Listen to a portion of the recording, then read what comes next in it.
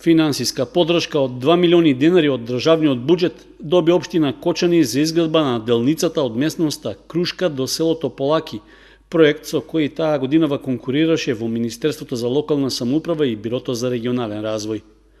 Одлуката за доделување на средствата веќе е објавена во службен весник на Република Македонија, а парите од буџетот се распределуваат по јавниот повик за развој на подрачјата со специфични развојни потреби и за развој на селата за 2018 година.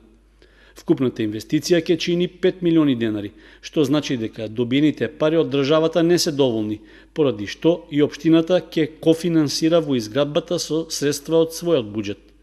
На последната седница на Советот ние пренаменивме уште 3 милиона денари кои ни се потребни да ги направиме. Побрзавме претходно, бидејќи имавме информација дека веќе ги добивме овие 2 милиона.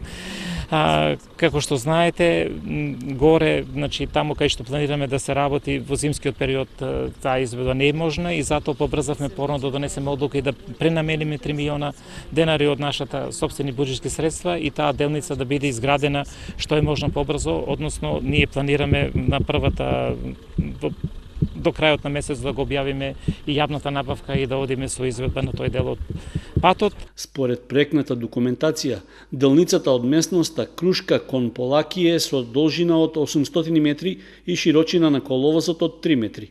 Трасата е пробиена, но ќе биде неопходно нејзино соодветно проширување и тампонирање, пошто ќе следува и асфалтирање. Со тоа на населението што гравитира кон овој крај ќе му се обезбеди полесен и побрз пристап.